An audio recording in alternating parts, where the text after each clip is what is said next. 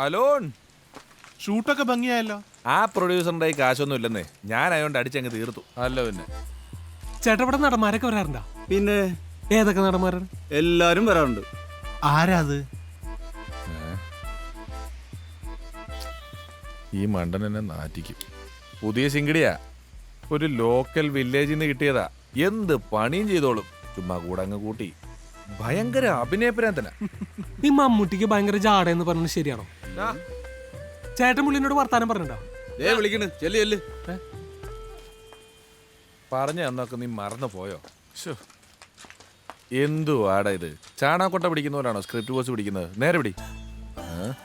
വാ,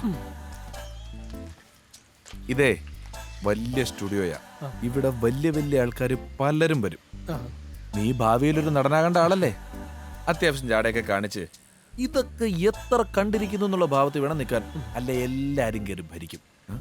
ഒരു വില ഉണ്ടാവില്ല ഇവിടെ. വേണോ? 1-2 എനർജി ഡ്രിങ്ക് മേടിക്കൂ.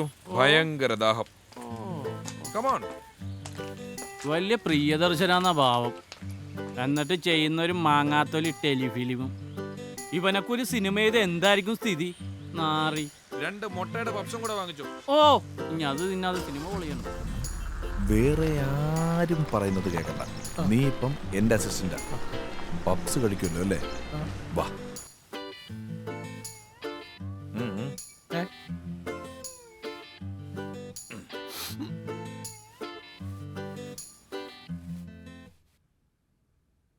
ഇതാണ് എഡിറ്റിംഗ് സ്റ്റുഡിയോ.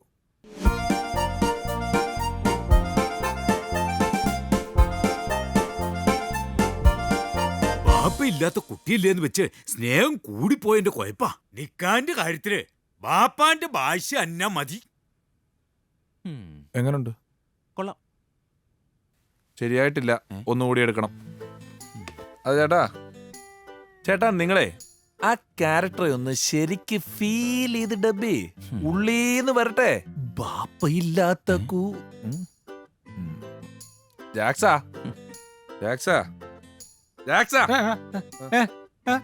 ഒന്ന് വാടാ, കാണിച്ചു കൊടുക്ക. എന്താ സാറേ? ഒന്ന് കാണിച്ചു കൊടുക്ക. ബാപ്പയില്ലാത്ത കുട്ടിയുടെ ആ സംഭവം, ആ കറക്റ്റ് ഫീൽ ഉൾക്കൊണ്ട് ആ പുള്ളിക്ക് അതൊന്ന് ചെയ്യുന്നത് എങ്ങനെയാണെന്ന് കാണിച്ചു കൊടുക്ക. ആ പുള്ളിക്ക് ഒന്ന് കാണിച്ചു കൊടുക്ക. ബാപ്പയില്ലാത്ത കുട്ടിയല്ലേന്ന് വെച്ച് സ്നേഹം കൂടിപ്പോയ എന്റെ കൊയപ്പ നിക്കാഹിന്റെ കാര്യത്തില് കോംപ്രമൈസ് ചെയ്യാം.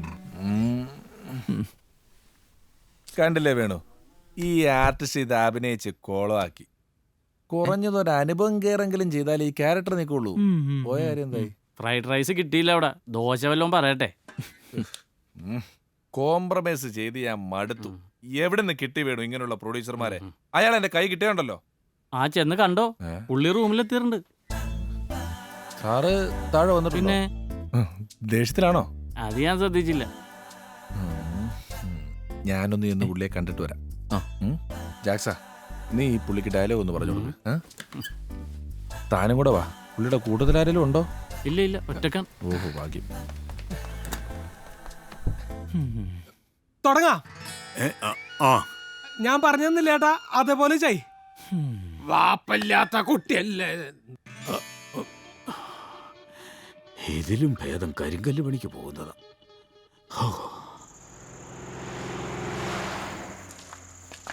പടം ഇഷ്ടപ്പെട്ടോ എനക്ക്? അടിപൊളിയല്ലേ? മമ്മൂട്ടി സൂപ്പറായി. മമ്മൂട്ടി അലക്കും. നല്ലൊരു ഡയറക്ടർ ആയിരുന്നെങ്കിൽ പടം കുറച്ചും കൂടെ നന്നായനെ. ഞാനായിരുന്നെങ്കിൽ മമ്മൂക്ക ആ തോക്കും പിടിച്ച് ബുള്ളറ്റ് വരുന്ന സീൻ അങ്ങനെ എടുക്കുകയല്ല, ക്യാമറ ഇങ്ങനെ പോയനെ. സാറ് ചെയ്താ മതിയായിരുന്നു. അതാണ് ഇടാ, ഞാൻ ചെയ്യും. ഞാനൊരു ബിഗ് ബഡ്ജറ്റ് സിനിമയാണ് പ്ലാൻ ചെയ്യുന്നത്. ഒരു ഹിസ്റ്റോറിക്കൽ സബ്ജക്റ്റ്. നീ നെപ്പോളിയൻ കേട്ടിട്ടുണ്ടോ? കണ്ടിട്ടുണ്ടല്ലോ. കണ്ടിട്ടുണ്ടോ?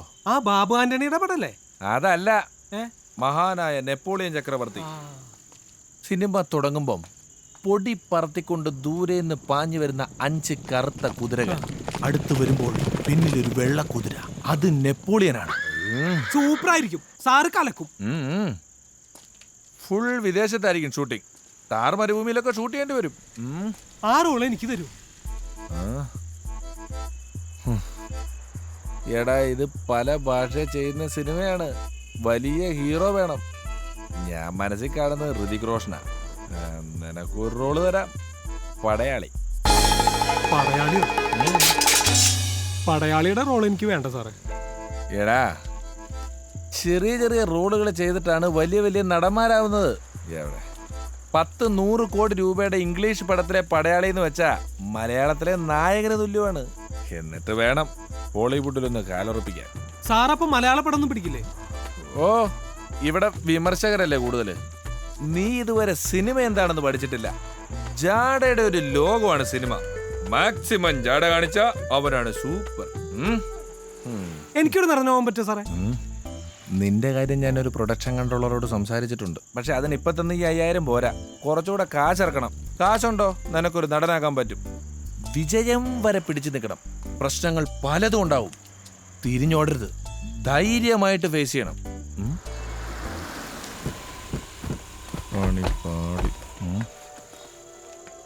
എന്താ സാറേ? നീ ഇവിടെ ഒന്നോ. ആരാത്? ആരാവര്? പേടിക്കണ്ട, ചാൻസ് ചോദിക്കാൻ വരുന്നവരാ.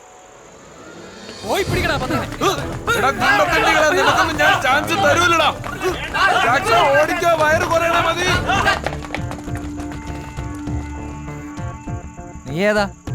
അവന്റെ അടുത്താ? അല്ല. വിട്ടോ വിട്ടോ.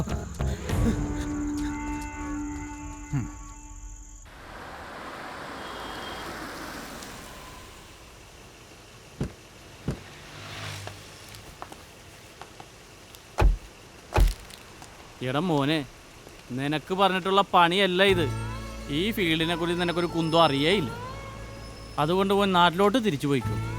വെറുതെ സിനിമ സീരിയൽ എന്നൊക്കെ പറഞ്ഞ് ജന്മം കോഞ്ഞാട്ടാക്കല്ലേ. ഇപ്പം നീ കൂടെ നടന്നില്ലേ? ഇന്റർനാഷണൽ ഫ്രോഡാണവൻ. ഇനി അവനെ കണ്ടു കഴിഞ്ഞാൽ ആ പ്രൊഡ്യൂസർ കൊല്ലും. നിനക്കറിയില്ല, കൊച്ചിയിലെ ഗുണ്ടാ സെറ്റപ്പൊക്കെ ആയിട്ട് നല്ല ബന്ധമാണ് അയാൾക്ക്. വെട്ടിക്കായലി തള്ളും. അതുകൊണ്ട് മോൻ പോയി വേറെ വല്ല പണിയും ചെയ്ത് ജീവിക്കാൻ നോക്ക്. ഇന്നാ ഇത് വെച്ചോ. അഭിനയിക്കാൻ നടക്കണേ. ബൈജു, വണ്ടി എടുത്തോ.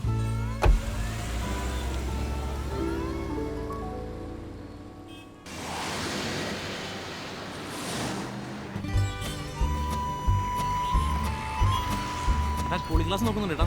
ഇതിലേം ഗ്ലാസ് കേട്ടോ, വളരെ വിലക്കുറവായിട്ടോ. നോക്കിട്ടോ, ഒരെണ്ണം നോക്കിട്ടോ, ഒരെണ്ണം എടുക്കട്ടോ.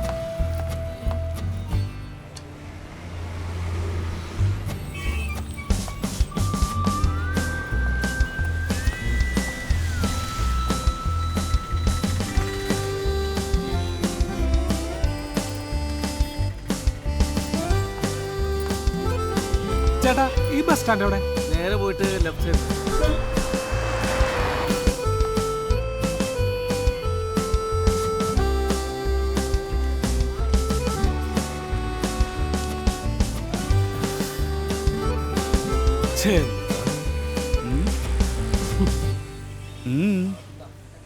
തിരക്കേ. ഈ ആൾക്കാരൊക്കെ ഇത് എവിടേക്കാ ഓടണേ? എവിടെ വന്നതാ? ഒരു സിനിമയിൽ അഭിനയിക്കാൻ വന്നാണ് ബൈ. എന്നിട്ട് എന്തായി? എവിടെ, ഒരു രക്ഷയില്ല. വണ്ടി തിരിക്കണം. ഇതൊന്നും നമുക്ക് പറ്റില്ല. നമ്മുടെ പരിചയത്തിലൊരു സിനിമാക്കാരനുണ്ട് കേട്ടാ. ചേട്ടാ, ചേട്ടന് ഈ സംവിധായകൻ അഭയരാജ് സാറിന്റെ വീടറിയോ? അഭയരാജ്? അത് സംവിധായകൻ ശശിനെ വേണം മുട്ടിച്ചേരാം. ഐ വിശേഷിയാണോ? അത് തന്നെ, ശശി. അതെ, ശശി. പുള്ളി നമ്മുടെ ആളല്ലേ? ആ, ഇവിടെ അടുത്തൊരു സ്ഥലത്ത് ആളുണ്ട്. ആണോ? വേണമെങ്കിൽ ഇപ്പൊ തന്നെ പോവാം. വരുന്നോ? വരുന്നോ? അപ്പൊ വാന്നേ. ആ, അല്ല, ഇവിടെ അടുത്താണോ? ഇത് എവിടേക്ക് പോണേ? ഇത് എളുപ്പവഴിയല്ലേ? വാ. ഇവിടെ ഭയങ്കര ഇരുട്ടാണല്ലോ. ശശി, എന്തിരുട്ട്? പിന്നെ ഒരു പയ്യൻ വന്നേക്കുന്നു. അവനെ സിനിമയിൽ അഭിനയിക്കണമെന്ന്. എന്ത് കാണിക്കണേ? അടങ്ങി നിൽക്കാൻ. കൈയെടുക്കണോ? ഇതാണല്ലോ പരിപാടി. നിനക്ക് സിനിമയിൽ അഭിനയിച്ചാ പോരെ? പോടോർന്ന്. എടാ വാടാ, ബിരിയാണി വെച്ചരാ. ബിരിയാണി വാടാ. പോടോർന്ന്. എടാ വാന്ന്.